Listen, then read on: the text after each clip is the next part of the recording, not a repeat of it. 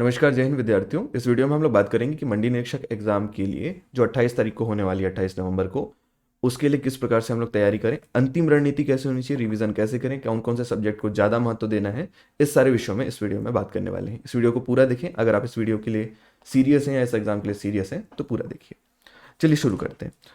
तो सबसे पहले हम लोग जिस विषय में बात करने वाले हैं कि किस हिसाब से नंबर का डिस्ट्रीब्यूशन हुआ है। नंबर का डिस्ट्रीब्यूशन का आशय है कि कौन से सब्जेक्ट को कितना नंबर के हिसाब से हम लोग को पढ़ना है, कौन सा विषय है जो कितने नंबर से उसमें प्रश्न पूछे जाएंगे। तो पहले समझ लेते हैं। सबसे पहला वाला जो पार्ट है आप देख पा रहे होंगे, हिंदी है। हिंदी से 10 मार्क्स के क्वेश्चन आएंगे और आपको ध्यान देना है कि 150 मार्क्स के प्रश्न होंगे कुल मिला के, और 150 प्रश्न ही होंगे। इसके बाद दूसरी चीज़ होगी इंग्लिश। इंग्लिश से भी 10 नंबर के प्रश्न आपसे पूछे जाएंगे। मैथ्स से 30 नंबर के प्रश्न आपसे पूछे जाएंगे। उसके बाद यहाँ पर जनरल मेंटल एबिलिटी की जो भी बात होगी, इसमें आप जो रीजनिंग वाली पोर्शन बोलते हैं उससे 15 नंबर के प्रश्न आपसे पूछे जाएंगे।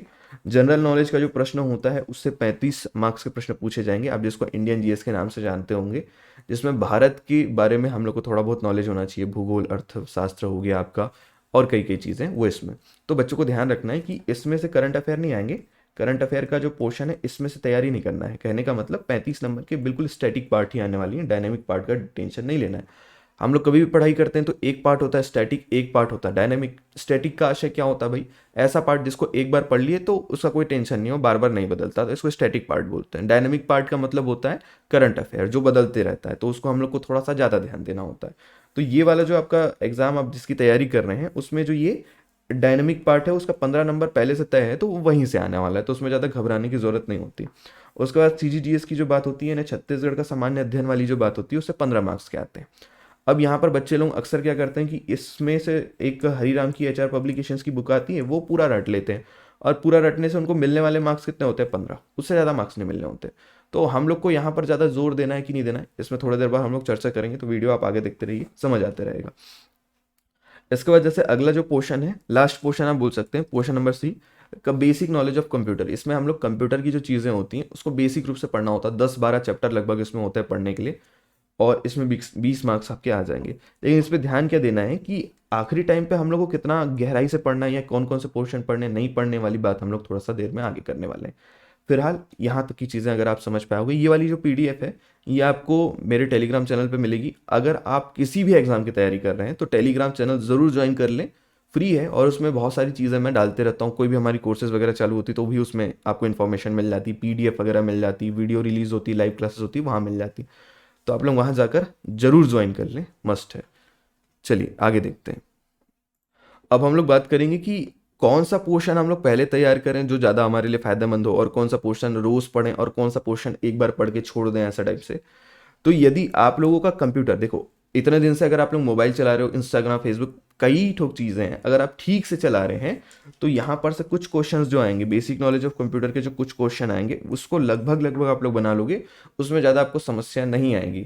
लगभग 5 क्वेश्चन तो मिनिमम बना ही लोगे बिना पढ़े, और थोड़ा सा पढ़ के जाओगे तो 5 का 10 हो जाएगा, 10 का 15 हो सकता है। इससे ज़्यादा मार्क्स नॉर्मल केसेस में लोग नहीं ला पाते इसमें, क्योंकि भाई एकदम डीप में पढ़ने अगर आप कंप्यूटर को बैठ गए तो बीसीए लेवल, एमसीए लेवल में जाकर पढ़ाई नहीं करनी होती, छोटे छोटे बेसिक चीज़ें पढ़नी होती हैं। तो लगभग लगभग यहाँ तक के आपको पढ़ाई करनी है। दूसरी बात, अगर हम लोग बात करें कि जनरल मेंटल एबिलिटी वाली जो चीज़ हो जाती है, ये वाले क्वेश्चन भी ऐसे होते हैं कि आप अगर बिना पढ़े भी जाओगे तो उसमें जो कुछ चित्र होते हैं ना, इसमें कितने त्रिभुज हैं, इसमें कितनी घन है, या इसमें क्या क्या है, तो वो वाली चीज़ अगर आप लोग पढ़ते हो और थोड़ा सा भी दिमाग वहीं पे लगाओगे एग्जाम हॉल में बैठ के, तो भी बन जाएगा। ऐसा बात नहीं है कि नहीं बनेगा। प्रैक्टिस करने वालों का ये होता है, थोड़ा सा समय बचता है। उसके बाद जनरल नॉलेज इंडिया जीएस का, कुछ बच्चे क्या करते हैं, इन दोनों को ही पढ़ने बैठ जाते हैं, सोचते हैं हमारी पूरी तैयारी हो गई। तो नहीं, ये अंतिम तैयारी नहीं होती। इसमें से आपका मैक्स टू मैक्स आप 50 नंबर की तैयारी कर पाएंगे, जिसमें से भी मैं कंफर्मेशन के साथ बोल सकता हूँ, कोई विद्यार्थी कितना भी पढ़ के जाए, 50 में से 50 सॉल्व करके वो सही कर दे, इसके चांसेस बहुत कम होते हैं। तकरीबन इसमें से बच्चे 35 से लेकर 40 क्वेश्चन सही कर पाते हैं। उसके बाद के क्वेश्चन इतने कठिन हो जाते हैं कि वो शायद या तो पढ़े नहीं होंगे या तो सॉल्व नहीं हो पाते। तो बहुत कठिन क्वेश्चन नहीं आते, बट कन्फ्यूज़न वाले क्वेश्चन आते हैं, कुछ क्वेश्चन विलोपित भी हो जाते हैं, इसलिए बच्चे उसमें कन्फ्यूज रहते हैं। तो उस समय में हम लोग को ध्यान देना है कि एकदम जीएस पढ़ के आप पटवारी या फिर मंडी निरीक्षक की जो एग्जाम होने वाली है वो नहीं निकाल पाएंगे।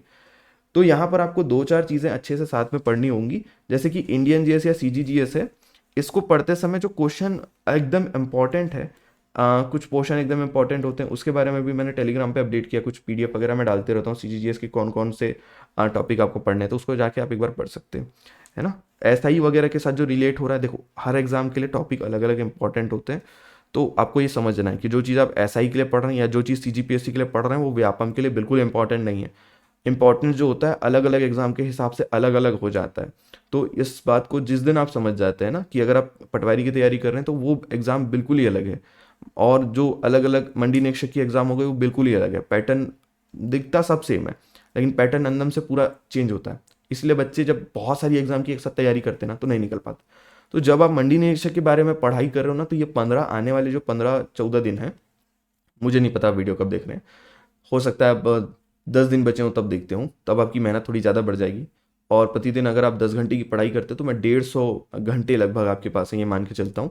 तो जिस दिन भी आप तैयारी करने स्टार्ट करेंगे, ये बात समझ लीजिए कि दूसरे एग्जाम के बारे में सोचना उस टाइम बिल्कुल बंद कर दो। समझो कि ये डू और डाई का सिचुएशन है। डू और डाई का मतलब मरना नहीं है अगर सिलेक्शन ना हो तो, और एग्जाम आते रहता है जीवन में। कहने का मतलब पूरा जितनी शक्ति इसमें झोंक दो, और कुछ अभी फिलहाल मत सोचो। खाना थोड़ा सा कम खाओ, पानी बहुत ज़्यादा पियो तो फिर दिमाग फ्रेश रहेगा। खाना कम खाओ का मतलब उपवास में नहीं चले जाना है। अच्छी अच्छी चीज़ें खाओ, तेल वाली चीज़ें मत खाओ, समोसे वमोसे खाना थोड़ा बंद कर दो। तो ये फिलहाल की स्थिति में फिर दिमाग उससे फ्रेश रहता है, नींद कम आएगी और रात को नींद अच्छी आएगी। तो ये वाली चीज़ है। इसके बाद जो ये हिंदी और इंग्लिश वाली चीज़ है ना, इंग्लिश के लिए एक डुओलिंगो करके ऐप आता है, डुओलिंगो ऐसा आप जाकर सर्च करेंगे गूगल प्ले स्टोर पे, उसको डाउनलोड कर देना। उसको डाउनलोड करने के बाद उस गेम को कम से कम दिन के 15 मिनट ज़रूर खेलें रोज़। और वो मैथ्स के एकदम बेसिक चीज़ों को, सॉरी, इंग्लिश के एकदम बेसिक चीज़ों को सिखाता है। उसे बार बार अगर आप पढ़ते हैं, बार बार उसको देते हैं, तो उसमें जैसे जैसे आप लेवल आगे बढ़ते जाएंगे, आपका जो इंग्लिश है एकदम क्लियर हो जाएगा। बस एग्जाम में बैठने के बाद 10 नंबर से कम 7 क्वेश्चन आप यूं ही बना लेंगे आराम से। बाकी के बचे जो 3 क्वेश्चन वो वैकेबलरी के बेस्ड में होते हैं, वो इतने कम दिनों पे सीखा जाना बहुत ज़्यादा मुश्किल होता है। कहने का मतलब भैया 1000 शब्द के आसपास होते हैं, और 1000 शब्द आप आने वाले 15 दिन में याद कर लेंगे, ये एकदम सुपर ह्यूमन वाली बात है। तो जितना इसमें हम लोग कर पाएंगे उतना करेंगे, बाकी उसको एकदम ज़्यादा डीप में जाकर नहीं सोचना है, नॉर्मल केसेस में रखता है। इसके बाद जब बात करते हैं मैथ्स की, मैथ्स में कुछ क्वेश्चन ऐसे आएंगे जो एकदम इजी ट्रिक बेसिस पे बन जाते हैं। कुछ क्वेश्चन ऐसे आते हैं जिसके लिए बहुत ज़्यादा आपको गणितीय जो गणना होती है उसमें आपकी अच्छी होनी चाहिए, कैलकुलेशंस अच्छे होने चाहिए।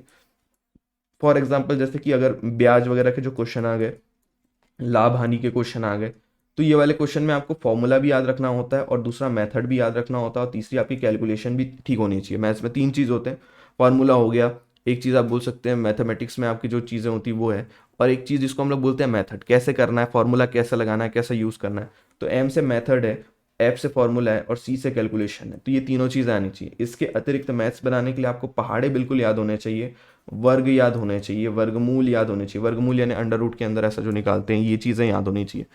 अगर ये सारी चीज़ें आप 25 तक याद करते हैं तो वहाँ एग्ज़ाम हॉल में काफ़ी समय बचता है। सेम बात मैं अपने क्लासेस में बच्चों को यही चीज़ सिखाता हूँ, और जो बच्चे अच्छे से प्रिपेयर कर लेते हैं उनका मैथ्स बहुत जल्दी बन जाता है। जितने भी मैथ्स में आप कमज़ोर हो, बचपन से जो मैथ्स कमज़ोर रही, वैसा चीज़ आपको मंडी निरीक्षक एग्जाम में नहीं करना है। एग्जाम की मैथ्स अलग होती है, एक एक मिनट 10-10 सेकंड में बनाना होता है, वो वाला चीज़ अलग रहता है। तो वो लगभग बेसिकली ट्रिक वाली चीज़ें होती हैं। इसके बाद अगर आप लोग थोड़ा सा आगे इसको देखते हैं, लाभ हानि के क्वेश्चन को फिलहाल अगर छोड़ दें, लेकिन ऐसे कुछ क्वेश्चन आते हैं under root two, under root two ऐसा करके, ऐसा कुछ क्वेश्चन आते हैं, इसका मान ज्ञात करिए। ये ऐसे क्वेश्चन होते हैं ना, ये बार बार आते हैं। तो अगर बार बार आने वाले क्वेश्चन है उसका डायरेक्ट आप आंसर याद कर लेते हो ना, तो ये जीएस के क्वेश्चन जैसे हो जाते हैं, मतलब स्टैटिक पार्ट हो जाता है, डायनेमिक क्वेश्चन है नहीं, ये कुछ भी दे दिया तो बना नहीं पाएंगे। तो मैथ्स के बहुत सारे क्वेश्चन रिपीटेटिव होते हैं, बार बार आते हैं। तो उसका डायरेक्ट ही अगर आपने बहुत बार बना रखा है तो आपको आंसर याद रहता है, तो आप डायरेक्ट ही टिक मार के आगे बढ़ जाते हो। तो मैथ्स के क्वेश्चन में अगर आप बार बार आने वाले प्रश्नों को अच्छे से कर लेते हैं, या व्यापम में जितने भी क्वेश्चन या व्यापम या सीजीपीएससी लेवल पे आए हैं, अगर आप सारे क्वेश्चन करके जाते हैं, अच्छे से करके जाते हैं, तो नहीं नहीं की हालत में आपका 30 में से 20 क्वेश्चन बन ही जाते हैं। ऐसा नहीं कि नहीं बनेगा। ठीक है, तो यहाँ तक की चीज़ें आप लोगों को ध्यान में रखनी है। इसके बाद हिंदी हो गई, इंग्लिश हो गई। इसमें से इंग्लिश का मैंने आपको बता दिया, डेली आप डुओलिंगो पे करेंगे तो उसमें बहुत अच्छा काम हो जाएगा। हिंदी का पोर्शन ऐसे करना है कि हिंदी में भी रिपीटेटिव क्वेश्चन बहुत सारे आते हैं। हिंदी में भी कुछ क्वेश्चन आते हैं वो ग्रामर बेसिस पे आते हैं। ग्रामर बेसिस के लिए आपको हिंदी का बहुत ज़्यादा नॉलेज होना ज़रूरी नहीं है, थोड़ा थोड़ा पढ़ना होता है। उसके बाद जो 10 में से कम 5 क्वेश्चन ग्रामर बेसिस पे आते हैं। ग्रामर बेसिस के जो क्वेश्चन होते हैं उससे ज़्यादा भी आ सकते हैं। ग्रामर बेसिस के जो क्वेश्चन होते हैं वो बहुत इजीली आप बना सकते हो। इसके बाद जो होते हैं पर्यायवाची शब्द, ये वाली जो चीज़ें होती हैं, ये चीज़ें आपने बचपन से जो पढ़ा है उस पर डिपेंड करता है। कोशिश हम लोग लास्ट टाइम पे कर सकते हैं, बट 100% उसमें सफल होंगे ये ज़रूरी नहीं है। तो ये चीज़ पहले छोड़ दो, सोचिए कि अगर हम लोग इतने दिन हिंदी पढ़ लेते हैं या इतने दिन मैथ्स पढ़ लेते हैं तो उसमें पूरे नंबर आ जाएंगे। ये पॉसिबिलिटीज़ नहीं होती। आप बिल्कुल कोशिश मत करें कि एक सब्जेक्ट में पूरी महारत हासिल कर लेंगे, ये वाला काम नहीं करना है। तो यहाँ पर आपको हर जो सब्जेक्ट है उसमें से जो इजी इजी पोर्शन है पहले उसको निपटाना है। जैसे ही आप उसको निपटाते हो रोज के बेसिस पे, तो आप लोगों का जो है नंबर बहुत ज़्यादा मार्क्स आने के, सिलेक्शन होने के चांसेस हो जाते हैं। देखो अब यहाँ पर एक बात होता है कि हम लोग किस प्रकार से क्या करें, क्या बोल सकते हैं, किस हिसाब से प्रिपरेशन कर रहे हैं, कट ऑफ वगैरह के बारे में क्यों सोचे। तो देखो कट ऑफ वाली जो चीज़ होती है ना, वो सिलेक्शन के बाद निकलती है, सिलेक्शन के पहले नहीं निकलती। पहला ये बेसिक टर्म आप लोग समझ लीजिए। फॉर एग्जाम्पल मेरे पास 100 विद्यार्थी आए हैं और मुझे उनमें से टॉप 10 का चयन करना है। तो मैं एक टेस्ट लूंगा, टेस्ट लेने के बाद जो 10वें नंबर, ऐसा रैंक आएगा ना 1 2 3 आए, और जो 10वें नंबर का बच्चा आएगा उसका जितना अंक होगा उसको हम लोग बोलते हैं कट ऑफ, क्योंकि वहां पे जाके सिलेक्शन रुक गई। और बाकी के जो 90 लोग हैं वो सेलेक्ट नहीं हो पाए, बाकी 10 हो गए। तो जो 10वें का जो अंक होगा उसको कट ऑफ बोलते हैं। तो ये डिपेंड करता है कि पेपर कितना ज़्यादा हार्ड आया था या कितना ज़्यादा ईजी आया था। अगर पेपर बहुत ज़्यादा ईजी आ गया तो भी आपका नुकसान है, और बहुत ज़्यादा हार्ड आ गया तो भी आपका नुकसान है। मतलब दोनों केसेस में ऐसा नहीं है कि भाई पेपर कठिन या सरल आने से किसी का सिलेक्शन डिपेंड नहीं करता। सिलेक्शन डिपेंड करता है कि कितने लोगों ने ज़्यादा नंबर लाए। पेपर अगर कठिन है तो उसमें से भी कंपटीशन का मामला है। एक सेकंड रुकिए। अब देखो आगे हम लोग को ये बात करना है कि भाई कौन से जो सब्जेक्ट है उसको हम लोग डेली पढ़ें और कौन से सब्जेक्ट को हम लोग एक बार में मतलब खत्म कर लें, फिर बाद में रिवीजन करेंगे, ऐसे टाइप से। तो सबसे पहली बात, लास्ट के 15 दिन बचे हैं, रिवीजन की तो बात खत्म हो चुकी है। रिवीजन करने का ही समय चल रहा है। अब ऐसा नहीं कि आप एक बार पढ़ोगे फिर रिवीजन होगा। नोट्स बनाने के, नोट्स बिल्कुल नहीं बनाने। लास्ट टाइम में आप नोट्स बनाने बैठोगे ना, अभी पुराण लिखने बैठोगे ना बैठ के, पुराण का मतलब समझते हैं, बहुत बड़े ग्रंथ को पुराण बोलते हैं, हमारा धर्म ग्रंथ होता है जितना, उतना अगर लिखने बैठ गए आप, उतना लंबा लंबा नोट्स लिखने बैठ गए, खत्म ही नहीं होंगे कभी। और हो गया फिर सिलेबस चलते रहेगा। तो एक बात हमेशा ध्यान रखना है कि लास्ट मोमेंट पे आपको सिर्फ रिवीजन करना है। कहीं से बुक उठा कर ले आइए, अगर आपके पास बुक खरीदने हैं तो बुक खरीद लीजिए। बिना बुक के देखो नहीं होगा। घुमा फिरा के बोलने की ज़रूरत नहीं है कि बिना बुक के अगर हो सकता है क्या, तो बिना बुक के नहीं होगा। बिना बुक के कोई भी एग्जाम की प्रिपरेशन आप नहीं कर पाएंगे। बुक बहुत ज़्यादा ज़रूरी होता है। और यहाँ पर लास्ट मोमेंट पे हिंदी की जो बात की जाए तो हिंदी के भी आप चीज़ देखेंगे तो वैसे ही हम लोग को प्रिपेयर करना है कि उसमें जो क्वेश्चन है बहुत सारे रिपीटेटिव आते हैं। ग्रामर वाले जो क्वेश्चन आते हैं उसको एक बार हम लोग देख लिए कि ठीक है भाई ग्रामर के ऐसे ऐसे क्वेश्चन आ रहे हैं, उसको हम लोग सीख लिए, और सीखने के बाद फिर आराम से वो बन जाएंगे। ऐसे कुछ क्वेश्चन होते हैं जो आराम से बन जाएंगे, 10 में से 5 तो बन जाते हैं आराम से। उसके बाद जो क्वेश्चन होते हैं ना वो थोड़ा पर्यायवाची या फिर आपके शब्दकोश पे डिपेंड करते हैं, और वो हर विद्यार्थी के लिए अलग होता है, इसलिए मैं उस पर कुछ टिप्पणी या तर्क नहीं करना चाहता हूँ। और हम लोग जो बात कर रहे थे कट ऑफ की, दरअसल कट ऑफ वाली जो कभी भी बात होती है तो इसमें ध्यान रखना कि जैसा कि मैंने आपको बताया 10 बच्चे का सिलेक्शन होना है, आखिरी बच्चा जो होगा उसका जो भी नंबर आएगा वो कट ऑफ है। तो कट ऑफ के बारे में नहीं सोचना है पहले। लेकिन मैं अंदाजन आपको बताऊं तो 120 के आसपास तो लेकर चलो 150 में से, है ना। अब यहाँ कुछ लोग दिमाग लगाएंगे 120 कौन कौन से सब्जेक्ट को मिला के हो पा रहा है उसको कम प्रिपेयर कर लें। मत करना, कुछ नहीं निकलेगा उससे, उसका कोई रिजल्ट नहीं निकलेगा। रिजल्ट नहीं निकलेगा मतलब आप कितना भी किसी सब्जेक्ट को पढ़ लो उसमें पूरे मार्क्स आ जाएंगे, इसकी गारंटी आप खुद नहीं दे पाओगे। आईएएस के एग्जाम में बच्चे नहीं दे पाते, फिर तो आप यहाँ कैसे ही दोगे। तो ये चीज़ को ध्यान रखना कि बड़े बड़े एग्जाम या हो या छोटे एग्जाम, किसी भी एक सब्जेक्ट को आप प्रिपेयर करने पूरा अच्छे से बैठोगे तो कुछ हाथ नहीं लगेगा। कोशिश अभी हमको करना है कि बहुत ज़्यादा आप जितने क्वेश्चन या सिलेबस को देख सकते हैं उसको देखिए। सिलेबस को ज़्यादा बड़ा नहीं है, इसलिए पूरे सिलेबस को आप कवर कर सकते हैं। तो यहाँ पर जैसे मेंटल एबिलिटी की चीज़ है, इसको डेली पे बेसिस पे सॉल्व करना है। अच्छा, यहाँ पर मैं जो टिक मार रहा हूँ ना गुलाबी रंग से, वो आपको डेली बेसिस पे प्रिपेयर करने हैं। और जो मैं अगर मारूँ दूसरे में तो उसको जैसे ब्लैक में मारूंगा, उसका मतलब ये होगा कि आप उसको एक बार जैसे पढ़ लेते हैं तो समझ लो कि प्रिपरेशन हो गई। जो हमारा कमज़ोर पार्ट है उसी को ज़्यादा ध्यान देना है। तो यहाँ पर देखो जैसे कि मैं ये जनरल मेंटल एबिलिटी की चीज़ देख रहा हूँ, ये डेली बनाओगे तभी आपका बनेगा पेपर में, वरना नहीं बनेगा। जाके पेपर में बैठ जाओगे ना तो घंटे घंटे बर्बाद निकल जाएंगे, 2-3 घंटे निकल जाएंगे, आपसे पेपर बनेगा नहीं। तो वहाँ पर एक मोटिवेशन जो अंदर रहता है ना, अपन पेपर में बैठे रहते हैं कि 4-5 क्वेश्चन अच्छे बन गए तो मोटिवेशन आ जाता है। तो पहले इजी इजी क्वेश्चन को जाके सॉल्व करना है, इजी इजी क्वेश्चन जैसे ही सॉल्व हो गए उसके बाद हम लोग को जो कठिन क्वेश्चन है वहाँ कूदना है। उसके पहले मैथ्स का पोर्शन में कूदना भी नहीं है। मैथ्स के ईजी क्वेश्चन अगर आते हैं तो भी बनाने नहीं जाना है, लास्ट पार्ट में ही वो चीज़ बनाएंगे, शुरू में नहीं करना है। मैथ्स में ऐसा जानबूझ के व्यापम कुछ क्वेश्चन ऐसे रखती है जो दिखने में बहुत ईजी होते हैं बट सॉल्व करने में बहुत लेंदी हो जाते हैं, तो उसमें आपको नहीं जाना है। मेरी एकमात्र आपको सजेशन होगी, डायरेक्ट सजेशन जो बोल रहा हूँ, नहीं करना है वो काम, ठीक है। लास्ट में मैथ्स बनाएंगे तो बनाएंगे, अन्यथा छोड़ देना है उसको, ठीक है। एकदम ज़्यादा लॉस भी नहीं, अगर आप पूरा मैथ्स भी नहीं, मैथ्स में कम से कम 10-12 क्वेश्चन वैसे भी बना लोगे, लेकिन लास्ट में बनाना है। हिंदी का क्वेश्चन देखो टिक मारने का होगा। इसका ऐसा सिस्टम रहेगा कि हिंदी का हम लोग रोज देख के पढ़ के जा रहे हैं, रोज रिवीजन कर रहे हैं, रोज आपको इसमें ना कम से कम 20-25 क्वेश्चन देख के ही जाने हैं। तो उससे क्या होता है कि हमको पता चल जाएगा क्वेश्चन बनने वाला है या नहीं बनने वाला है। 1 सेकंड का आपका निर्णय रहेगा, हाँ इसको पढ़ा है तो तुरंत आप टिक मारेंगे, नहीं पढ़ा तो छोड़ दो, ऐसा करना है। और देखो पहले बार में ऐसा कुछ क्वेश्चन लगेंगे देख के कि भैया ये तो पढ़े हैं अपन बट तुरंत याद नहीं आ रहा है, उसको ना कुछ अलग से टिक मार देना। फॉर एग्जाम्पल आप एग्जाम दे रहे हैं ना, तो उसके आगे ऐसा स्टार मार देना, या स्टार मार के कुछ ऐसा डी या लिख देना, या एक कुछ भी लिख देना बस। क्वेश्चन के आगे नंबर होता है ना क्वेश्चन, उसके आगे कि इसको लास्ट में अटेम्प्ट करेंगे, या एल लिख देना कि लास्ट में देखेंगे। तो उसमें ऐसा टाइम वेस्ट नहीं करना है, तुरंत आगे निकल जाना, जो चीज़ समझ आ रहा है नहीं आ रहा है, क्योंकि जैसे ही आप घूम के वापस आओगे ना उस टाइम उसका आंसर याद आ जाता है। इसीलिए हमेशा कभी भी फर्स्ट टाइम में ही कम करने की कोशिश मत करना। दूसरी बात, OMR कैसे भरना है। OMR कभी भी एक चीज़ पर ध्यान रखिए, जिस क्वेश्चन पे आप 100% कॉन्फिडेंट है ना कि भैया इसका आंसर यही होने वाला है, OMR में वो चीज़ तुरंत मार्क कर देना। शुरुआत में ये काम करना कि OMR साथ साथ मार्क करना, जो चीज़ कंफर्मेशन के साथ पता है वो तुरंत मार्क कर देना।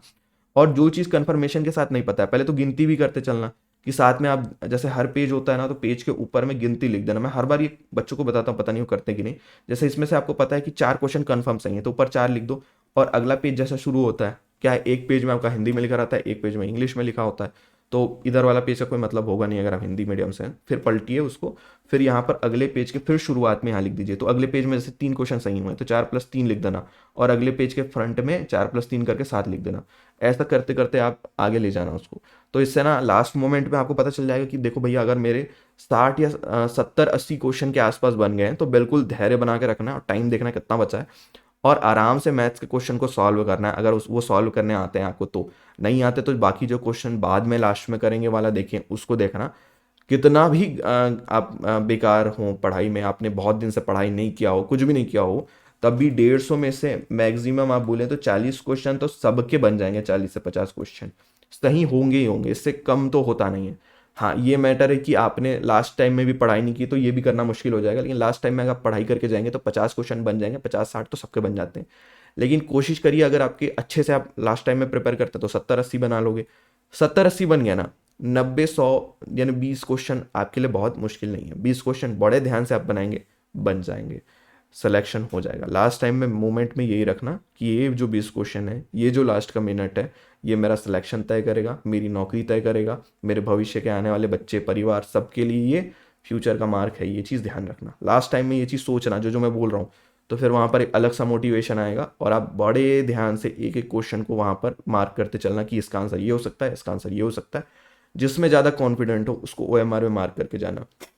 देखो एक चीज़ समझने का प्रयास करो, जब भी मैं CGPSC या कोई भी एग्जाम में बोलता हूँ ना, तो उस एग्जाम में अगर आपने 100 क्वेश्चन आते हैं, एक क्वेश्चन 2 नंबर का रहता है, अब उसमें से पूरे क्वेश्चन सही कर दोगे ना तो 200 नंबर मिलते हैं, और पूरे के पूरे गलत क्वेश्चन कर दोगे तो -66 नंबर से ज़्यादा काटे नहीं जा सकते। मतलब 66 नंबर काटे जा सकते हैं, 200 नंबर दिए जा सकते हैं। कट ऑफ उसका 110-120 जाता है। भैया 200 में आप 66 घटा लो, उतना जाएगा ही नहीं। मेरे को पता है प्रैक्टिकली चीज़ में माइनस मार्किंग अगर सब गलत हो गया तो एक भी नंबर नहीं मिलेगा, उसको छोड़ देते हैं फिलहाल के मामले में। मैं ये बोल रहा हूँ कि खतरा 66 से ज़्यादा नहीं है और फायदा 200 तक का है, तो भैया माइनस मार्किंग उतना बड़ा खेल नहीं है, इस चीज़ को समझो, है ना। तो यहाँ तक आपको फिलहाल माइनस मार्किंग के बारे में नहीं सोचना है, फिलहाल नहीं सोचना है।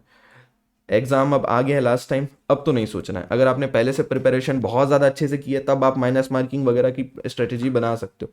लास्ट टाइम में भैया सिलेक्शन का ये हालत हो जाता है कि हमको लगता है कि अब सिलेक्शन होना नहीं है, बस एग्जाम में जाके बैठना है। इस वाले अगर मोड में आप पहुंच चुके हैं तो माइनस मार्किंग के बारे में सोच कर भी कुछ खास फायदा नहीं होगा। मैंने ऐसा नहीं है कि आप 2-4 क्वेश्चन गलत कर दिए तो सिलेक्शन से रुक जाएंगे, ऐसा नहीं होता।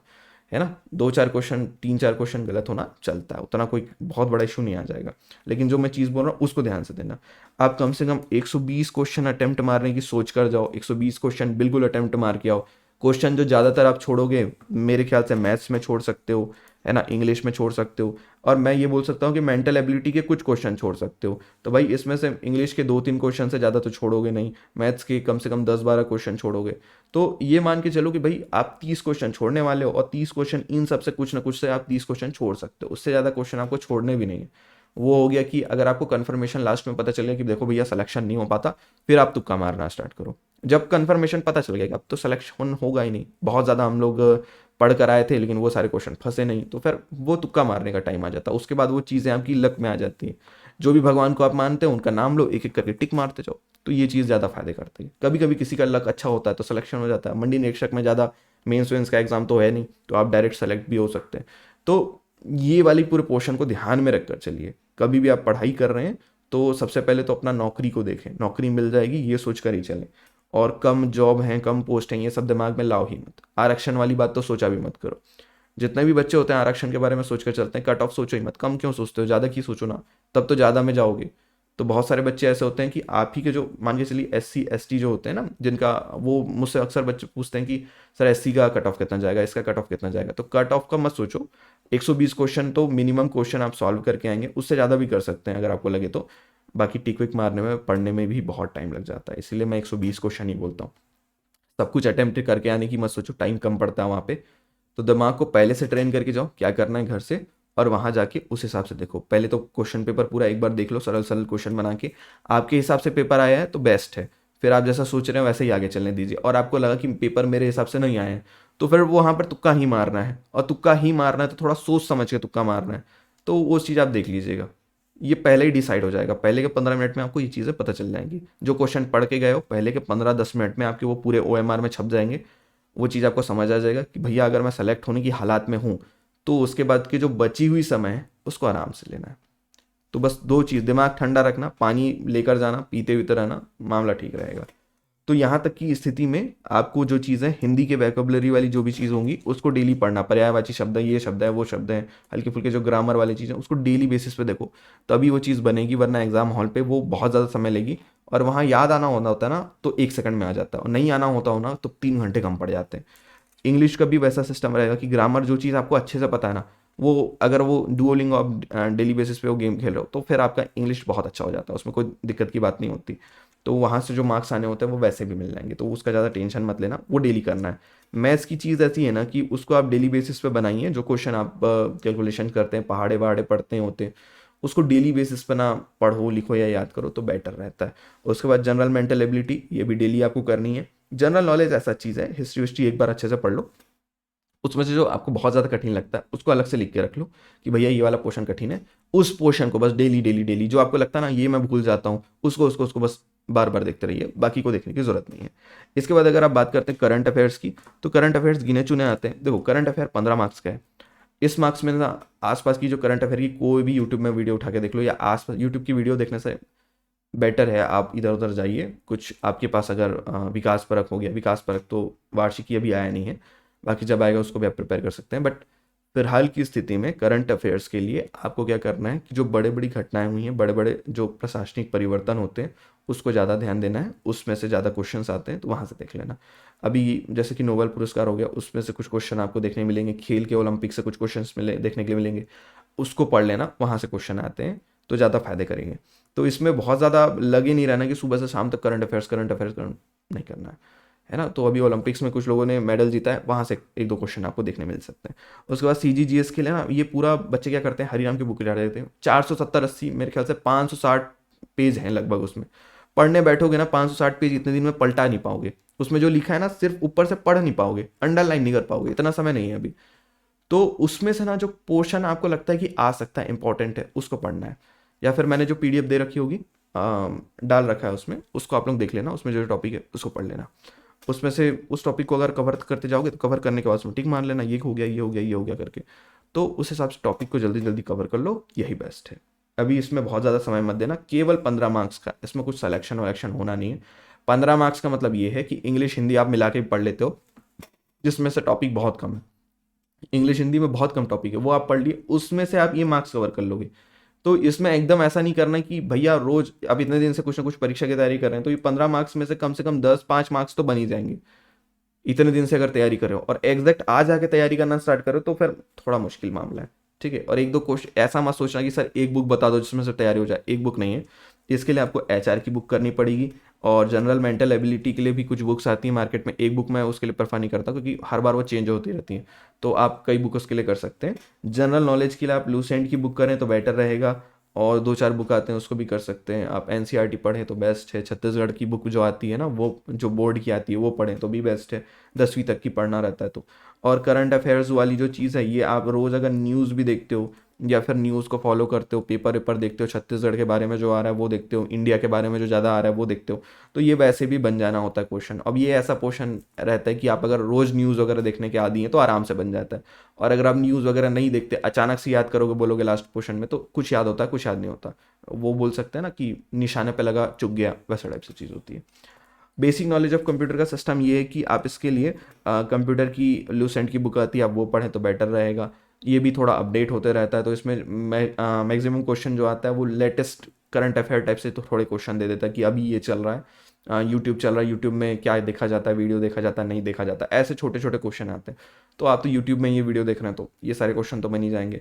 तो पहला बात है कि जो बेसिक टेक न्यूज़ वगैरह बोलते हैं ना, वो थोड़ा आपके दिमाग में रहेगा तो कंप्यूटर का क्वेश्चन बन जाता है। और कंप्यूटर अगर आप चलाते हो, कंप्यूटर आपने देखा है, तो काफ़ी हद तक ये इजी हो जाता है। और अगर आपको कंप्यूटर एकदम चलाना नहीं आता, आप कंप्यूटर के बारे में कुछ नहीं है, मोबाइल भी आप नहीं चला पाते ढंग से, ले देकर आप वीडियो देखते हैं, टेलीग्राम चैनल तक नहीं पहुंच पा रहे हैं, बहुत सारे बच्चे टेलीग्राम चैनल तक नहीं पहुंच पाते, लिंक विंक का प्रॉब्लम होता है, तो उस लिंक को कॉपी करके सिर्फ गूगल क्रोम में डालकर ओपन करना होता है, वहाँ से ओपन हो जाता है। क्योंकि जो चाइनीज़ फ़ोन होता है ना, उस पर डायरेक्ट लिंक क्लिक करने से ओपन नहीं होता, वो आपको उसके लिए गूगल क्रोम में जाना होता है। चाइना का थोड़ा प्रॉब्लम है, इसलिए समझो इस बात को। तो ये बेसिक चीज़ें अगर आपसे नहीं हो पाती, कंप्यूटर के मामले समझ नहीं आते, मोबाइल की चीज़ें समझ नहीं आती, तो वाले मामले में बेसिक नॉलेज ऑफ कंप्यूटर में आप जितना पढ़ लो कुछ ना कुछ छूट जाएगा। तो इसमें ज़्यादा मेहनत नहीं करना है, ऊपर ऊपर से सरसरी निगाह से पढ़ लेना, काम हो जाएगा। मेरे कुछ वीडियोस भी आएंगे, उसको भी देख लेना। तो यहाँ तक की चीज़ें समझ आई। इसमें से क्या क्या रोज पढ़ना, क्या नहीं पढ़ना है, जो जीएस वाला पोर्शन है ना, उसको एक बार पढ़ के खत्म कर दो। उससे क्वेश्चन बनने होंगे तो बनेंगे, नहीं बनने होंगे तो नहीं बनेंगे, ठीक है। चलिए यहाँ पर ये वीडियो खत्म होती है। तो कोशिश करिएगा कि आपको चीज़ें हैं, अगर ये वाली जो न्यूज़ वगैरह होती है, कभी एडमिट कार्ड आएगा ये वाला, इसको भी सोचना बंद कर दो। जिस दिन भी आएगा मैं आपको अपडेट दे दूंगा, टेलीग्राम में जुड़ोगे वहाँ पता चल जाएगा। यूट्यूब में अगर आपने ये बेल आइकन होता है यहाँ पर नीचे में, अगर आप बेल आइकन को दबा कर रखे हुए हैं, ये पीडीएफ जो मैंने ये किया है ये भी आपको मिल जाएगा अभी ग्रुप पे, टेलीग्राम पे जुड़ जाइए। मैं बार बार बोल रहा हूँ, क्योंकि अगर देखो चैनल को सब्सक्राइब करना है नहीं करना है वो आपके ऊपर डिपेंड करता है, लाइक करना है वीडियो को नहीं करना है वो आपके ऊपर डिपेंड करता है। उस चीज़ के लिए मैं नहीं बोल रहा हूँ। मैं बोल रहा हूँ कि अगर आप लोग को जो न्यूज़ तुरंत चाहिए होती है, क्योंकि बहुत सारे यूट्यूबर्स होते हैं वो कुछ भी न्यूज़ फैलाते रहते हैं, कभी भी आता है कुछ भी, उनको व्यूज़ चाहिए होते हैं तो उन लोग कुछ भी फैला देते हैं। तो जब आपको एकदम प्रामाणिक नॉलेज चाहिए होता है तो ये चैनल का आप नाम याद कर लीजिए, ये शक्ल याद कर लीजिए, जब दिखे तो तभी आप मानिए कि भैया ये न्यूज़ ठीक है। मैं इधर उधर की न्यूज़ नहीं डालता कि ये अब हो सकता है कब हो सकता है, जिस दिन होना होता है मैं एग्जैक्ट बता देता हूँ। जब तक सरकारी ऑर्डर नहीं आते तब तक वो चीज़ें आपको पता नहीं चलेंगी, ठीक है। तो इधर उधर 10 जगह दिमाग नहीं फिराना है, एक जगह रहना है। और कुछ इंपॉर्टेंट टॉपिक वगैरह लास्ट मोमेंट पे भी मैं दूंगा, उसको भी थोड़ा सा देख कर चले जाना, ठीक है। तो आई थिंक कितने देर की वीडियो हो गई होगी, लगभग आधे घंटे की हो गई होगी। तो अच्छे से आप लोग प्रिपेयर करें और बेस्ट ऑफ लक आपके एग्जाम के लिए, अच्छे से एग्जाम देकर आना। और मोटिवेटेड रहिए कि लास्ट मोमेंट में नहीं हो पाएगा ये वाली चीज़, ये सब दिमाग में मत लाइए, फालतू की बातें, सब हो जाता है, ठीक है। चलिए इस वीडियो के लिए बस इतना ही, धन्यवाद, जय हिंद।